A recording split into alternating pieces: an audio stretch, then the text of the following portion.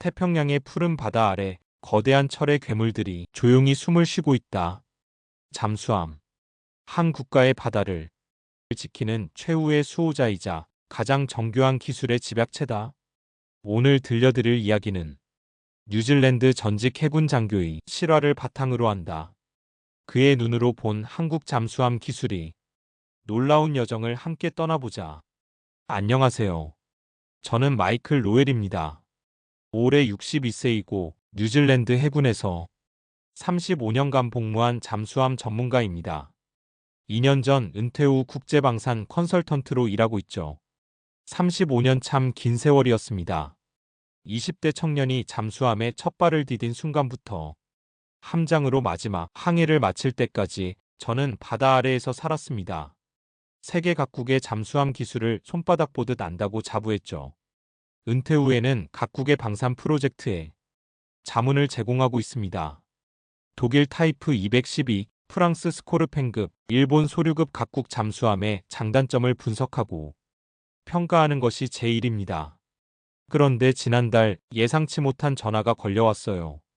캐나다 국방부에서였습니다. 마이클 씨, CPSP 프로젝트 기술 검토를 맡아주실 수 있을까요? CPSP 캐나다 초계 잠수함 프로젝트 말입니다. 60조 원 규모의 대형 사업이죠. 8척에서 12척의 3,000톤급 잠수함을 도입하는 캐나다 해군 역사상 최대 규모의 프로젝트였습니다. 기꺼이 도와드리겠습니다. 저는 즉석에서 승낙했습니다. 그 순간만 해도 이 프로젝트가 제 인생관을 바꿀 줄은 꿈에도 몰랐죠. 특히 한국이라는 나라에 대한 제 생각을 완전히 뒤바꿀 줄은 말입니다. 캐나다 CPSP 프로젝트 분석을 시작한 저는 그 규모에 놀랐습니다. 총 600억 달러, 하나 60조 원이 넘는 천문학적 금액이었죠. 캐나다가 나토 공약에 따라 GDP 대비 국방비를 2%까지 늘리면서 추진하는 핵심 사업이었습니다. 3,000톤급 잠수함 8에서 12척. 이는 북극해에서 태평양, 대서양에 이르는 광활한 해역을 실질적으로 통제하겠다는 캐나다의 강력한 의지였죠. 러시아와 중국의 북극 진출이 활발해지는 상황에서 불가피한 선택이었습니다. 제 임무는 명확했습니다. 관심국들의 잠수함 기술을 종합 분석해 캐나다의 최적인 선택지를 제시하는 것. 후보국은 예상 가능했습니다. 독일, 프랑스, 일본, 그리고 한국, 솔직히 한국이 후보에 오른 걸 보고 의아했습니다. 한국이 제대로 된 잠수함을 만들 수 있나? 이런 생각이 들었거든요. 한국이 조선업 강국이라는 건 알고 있었지만 상선과 잠수함은 차원이 다른 기술이니까요. 아마 독일 타이프 214 기술을 카피한 수준이겠지. 저는 이렇게 생각했습니다. 하지만 전문가로서 편견을 가질 순 없었죠. 각국 제안서를 꼼꼼히 검토하기 시작했습니다.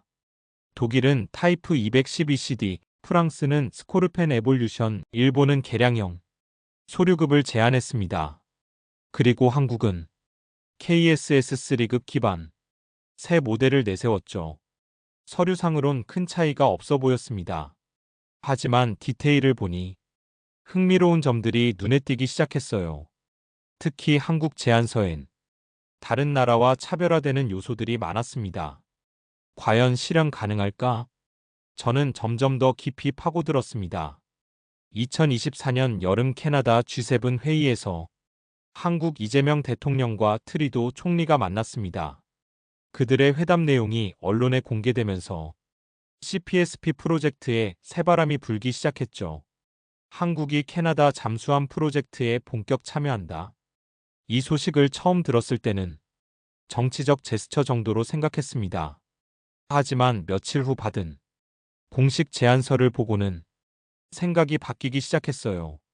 하나오션과 현대중공업이 팀코리아로 연합해 제출한 제안서 표지부터 달랐습니다. 다른 나라들이 기술과 가격에 집중한 반면 한국은 파트너십을 전면에 내세웠거든요. 내용은 더욱 흥미로웠습니다. 단순 납품이 아닌 캐나다 현지 정비시설 건설 계획이 담겨 있었어요. 주요 부품을 현지에서 생산할 수 있는 인프라 구축까지 포함해서 말이죠. 현지 인력 고용 5,000명, 캐나다 기업과의 기술 협력, 2035년까지 1,004척 인도. 구체적인 내용들이 빼곡했습니다. 특히 지속 가능한 파트너십이라는 표현이 인상적이었어요. 단순 수출이 아닌 양국 공동 성장의 철학이 담겨 있었죠. 다른 나라들과 비교하니 차이가 확연했습니다. 독일은 기술 우수성을, 프랑스는 전통을, 일본은 최신 기술을 강조했다면 한국은 함께 만드는 미래를 제시했어요. 처음엔 너무 이상적인 거 아닌가 싶었습니다. 하지만 한국의 최근 방산 수출 성과를 보니 허황한 건 아니었어요. 폴란드, 호주, 노르웨이, 한국이 성사시킨 계약들은 모두 이런 파트너십 모델이었거든요. 특히 기술 사양이 눈에 띄었습니다. KSS3 기반이 돼 캐나다 운용 환경에 맞게 대폭 개량한 모델이었어요. 북극해 대비 특수 코팅, 장거리 작전용 연료 전지, 캐나다 해군 전투 시스템과의 완벽 호환성. 이 정도 커스터마이징이 가능할까? 의문이 들었지만 한국 조선업체들의 기술력을 고려하면 불가능한 일은 아니었죠. 이미 자체 설계와 건조 능력을 보유하고 있었으니까요. 검토만으로는 한계가 있었습니다. 진짜 실력을 확인하려면 직접 봐야 했죠. 저는 캐나다 국방부에 한국 조선소 방문을 요청했고 몇 주 후 인천공항에 도착했습니다. 한국은 처음이었어요. 공항에서부터 느껴지는 활기, 체계적으로 운영되는 모든 것들. 역시 선진국이구나 하는 인상을 받았습니다. 첫 방문지는 거제 현대중공업이었습니다. 도착 순간 말 그대로 압도당했어요. 35년 해군 경력으로 세계 각국 조선소를 많이 봤지만 이 정도 규모와 시설은 처음이었거든요. 이곳이 KSS3 도산 안창호함을 건조한 도크입니다. 가이드 엔지니어가 유창한 영어로 설명했습니다. 거대한 건식 도크에서 잠수함 건조가 진행 중이었어요. 압력 선체 용접 작업이 정밀함에 놀랐습니다. 이 용접 기술은 독일에서 배운 건가요? 제가 묻자 엔지니어는 자신 있게 답했습니다. 초기엔 독일 기술을 도입했지만 지금은 우리 고유 기술로 발전시켰습니다. HY80 강제 압력 선체 용접 기술은 세계 최고 수준이에요. 실제 용접 현장은 정말 놀라웠습니다. 로봇과 수동 용접의 완벽한 조화, 철저한 품질 관리 각 부위마다 엑스레이 검사를 실시하고 미세한 결함도 놓치지 않는 검사 체계였어요. 두 번째로 인상적인 건 리튬이온 배터리 시스템이었습니다. 세계 최초로 잠수함에 실용화한 기술이죠. 기존 납축전지 대비 3배 이상 에너지 밀도를 자랑해 잠항 시간을 크게 늘렸습니다. 엔지니어 설명을 들으며 한국 기술이 단순 카피가 아님을 확실히 깨달았어요. 다음 날엔 함체 압력 테스트 시설을 견학했습니다. 수심 500m 압력을 재현하는 거대한 챔버였어요. 실제 운용 깊이보다 훨씬 높은 압력에서도 안전성을 확인합니다. 한국의 안전 철학에 감탄했습니다. 무엇보다 모든 과정이 디지털화되어 있었어요. 설계부터 건조, 테스트, 인도까지 컴퓨터로 관리되고 있었죠. 이게 바로 스마트 조선소구나. 혼잣말로 중얼거렸습니다. 하루 종일 현장을 본 저는 확신했습니다. 이건 단순 카피가 아니다. 완전히 자기 기술로 승화시켰구나. 한국의 잠수함 기술은 독일이나 프랑스와 견주어도 전혀 뒤지지 않는 수준이었어요. 한국 조선소 방문 후 캐나다로 돌아가 본격 분석에 들어갔습니다. 그런데 흥미로운 소식을 들었어요. 일본도 이 프로젝트에 관심을 보인다는 거였습니다. 일본 소류급은 세계적으로 인정받는 우수한 잠수함이죠. 스털링 엔진 AIP 시스템은 정말 뛰어난 기술이고요. 처음엔 일본이 참여하면 경쟁이 치열해지겠구나 생각했습니다. 하지만 자세히 보니 상황이 간단하지 않았어요. 미쓰비시는 이미 호주 헌터급 호위함 프로젝트에 깊이 관여하고 있었거든요. 동시에 두 대형 프로젝트를 진행하기엔 역량상 한계가 있어 보였습니다. 더욱이 일본은 무기 수출에 여전히 보수적이었어요. 2014년 방위장비 이전 3원칙을 완화했지만 여전히 제약이 많았죠. 특히 기술 이전이나 현지 생산 부분에선 한국만큼 적극적이지 못했습니다. 이때 일본 언론과 인터넷에서 한국을 폄하하는 기사들이 나오기 시작했어요. 한국 잠수함은 부상 중 고장난다. 독일 기술 카피에 불과하다. 이런 근거 없는 비판들이었죠. 초기 손원이람의 스노클 문제를 과장 보도하거나 KSS-3 성과는 무시하고 초기 시행착오만 부각시키는 시기였어요. 처음엔 설마 이 정도일까? 의구심이 들기도 했습니다. 하지만 제가 직접 확인한 기술, 데이터와 실물 검증 결과는 전혀 달랐어요. KSS-3급은 이미 성공적으로 운용되고 있었고 최신함 신체호함은 모든 성능 시험을 완벽히 통과했거든요. 오히려 일본 소류급에도 한계는 있었습니다. 스털링 엔진의 소음 문제가 지적되고 있었고 배터리 용량도 한국 리튬이온 시스템에 비해 떨어졌어요. 무엇보다 수출 경험이 부족했죠. 호주 프로젝트에서 프랑스에 밀린 것도 이런 이유였습니다. 저는 객관적 데이터로 분석했습니다. 기술 성능, 가격 경쟁력, 납기 능력, 현지화 역량 모든 면에서 종합 검토한 결과 한국이 캐나다에 가장 적합하다는 결론에 도달했어요.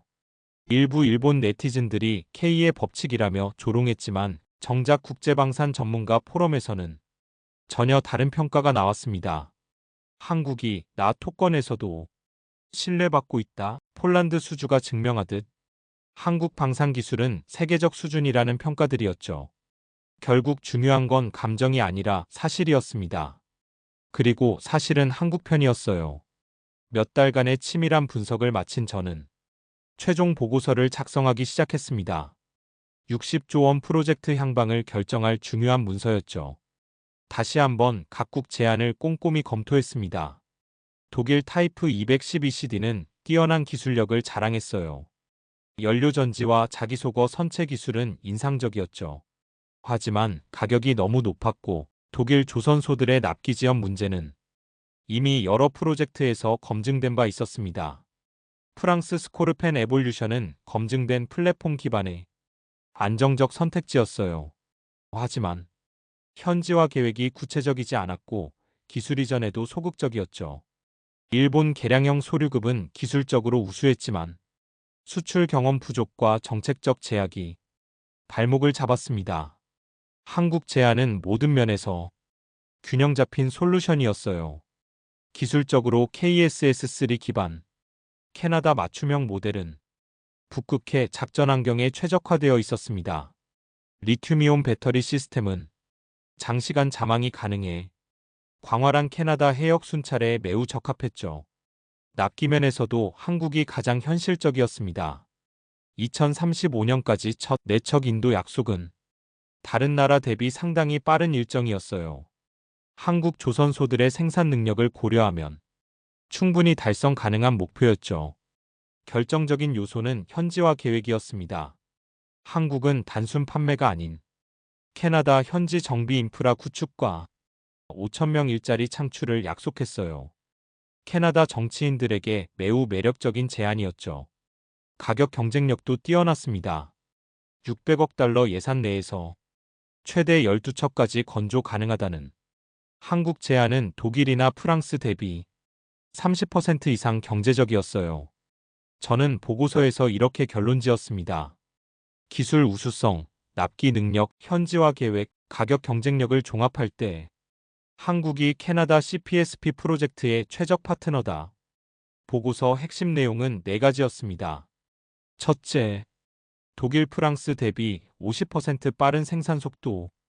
둘째, 탁월한 현지화 능력. 셋째, 최신 자망 기술 보유. 넷째, 뛰어난 가격 경쟁력. 마지막으로 한국의 파트너십 철학이 가장 중요했습니다. 다른 나라들이 판매자, 구매자 관계에 머물렀다면 한국은 동반자 관계를 제시했거든요. 180페이지 방대한 보고서를 완성해 캐나다 국방부에 제출했습니다. 그날 밤 오랫동안 잠 못 이뤘어요. 35년 해군 경력과 수년 컨설턴트 경험으로 내린 이 판단이 과연 옳을까? 하지만 데이터는 거짓말 안 합니다. 한국이 최선이었어요. 보고서 제출 몇 주 후 캐나다 현지 언론에서 흥미로운 보도가 나왔습니다. 한국이 캐나다 잠수함 프로젝트 수주 유력 후보로 떠올랐다는 내용이었죠. 글로브앤메일 등 주요 언론들이 정부 관계자 말을 인용해 보도하기 시작했어요. 정부 내부에선 한국 제안이 가장 실현 가능성 높은 옵션으로 평가받고 있다는 소식이었습니다. 이 소식이 전해지자 국제적으로도 관심이 높아졌어요. 방산업계에서는 한국이 또 다른 대열을 낚을 수 있을까? 관심 어린 시선을 보냈죠. 예상대로 일본 쪽 반발이 심했습니다.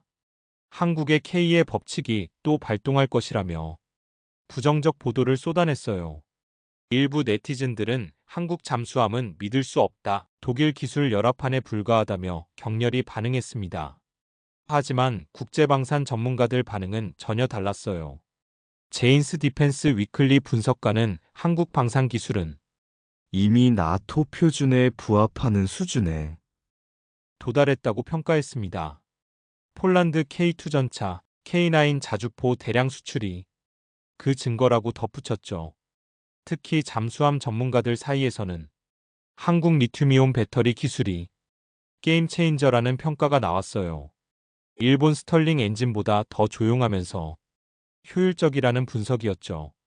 실제로 KSS-3급이 일본 소류급보다 더 오래 잠항할 수 있다는 성능 데이터도 공개됐습니다. 저는 이 상황을 지켜보며 묘한 기분을 느꼈어요. 영국 해군 시절 항상 독일이나 프랑스 기술을 부러워했거든요. 언젠가는 우리도 저런 잠수함을 만들 수 있을까 생각했는데 이제는 아시아의 한 나라가 그 수준을 넘어서고 있는 거죠. 뉴질랜드 해군 시절 부하들에게 전화를 걸어 이야기했어요. 마이클, 정말 한국 잠수함이 그렇게 좋은가? 그들이 묻자 확신에 찬 목소리로 답했습니다. 기술은 실적이 증명한다. 그리고 지금 그 실적을 가진 건 한국이다. 캐나다 정부 내부에서도 긍정적 반응이 나왔어요. 해군 관계자들은 한국 제안서의 기술적 세부 사항을 높이 평가했습니다. 북극해 운용을 고려한 특수 코팅 기술, 얼음 충돌 대비 강화된 선체 설계, 캐나다 해군 기존 전투 시스템과의 완벽 호환성까지 이 정도 수준의 맞춤형 설계가 가능한 나라는 많지 않다는 게 캐나다 해군 평가였어요. 독일이나 프랑스도 기본 설계는 우수하지만 이렇게 세세한 부분까지 고객 요구 사항에 맞춰 수정하는 데는 한계가 있었거든요. 무엇보다 한국의 스피드가 높은 점수를 받았습니다. 다른 나라들이 10년 이상 걸릴 프로젝트를 8년 안에 완료하겠다는 약속, 그리고 그것을 뒷받침하는 구체적 일정표와 리스크 관리 계획, 모든 것이 캐나다 정부를 설득시키고 있었어요. 공식 발표 하루 전, 저는 다시 한국을 방문했습니다. 개인적 호기심 때문이었어요. 과연 한국이 어떤 나라인지, 그들의 기술이 어떻게 이 수준까지 발전할 수 있었는지 직접 확인하고 싶었거든요. 거제 조선소에 도착한 저는 놀라운 광경을 목격했습니다. 거대한 건식 도크에서 새로 건조된 잠수함 한 척이 바다로 진수되는 순간이었어요. 수백 톤 거대한 철의 괴물이 천천히 물속으로 들어가는 모습은 정말 장관이었습니다. 저게 바로 캐나다양 잠수함 테스트 모델입니다. 안내 엔지니어가 말했어요. 캐나다 해군 요구사항을 반영해 특별 제작한 프로토타입이죠. 그 말을 듣는 순간 한국의 진정성을 느꼈어요. 계약도 확정 안 됐는데 벌써 테스트 모델을 만들다니. 진수식 후 바다로 나아가는 잠수함을 지켜봤습니다. 거대한 함체가 수면 위로 조용히 부상하는 모습을 보며 35년 전 제가 처음 잠수함에 승선했던 순간이 떠올랐어요. 그때의 설렘과 두려움, 바다 아래서만 느낄 수 있는 그 특별한 감동. 세계가 믿을 수 있는 건 말이 아니라 실력이다. 저는 혼잣말로 중얼거렸습니다. 그리고 지금 그 실력을 가진 건 한국이다. 한국 엔지니어들과 이야기하며 느낀 건 기술에 대한 자신감과 열정이었어요. 단순히 돈을 위한 사업이 아니었습니다. 진정 세계 최고의 나라 대한민국. 화이팅!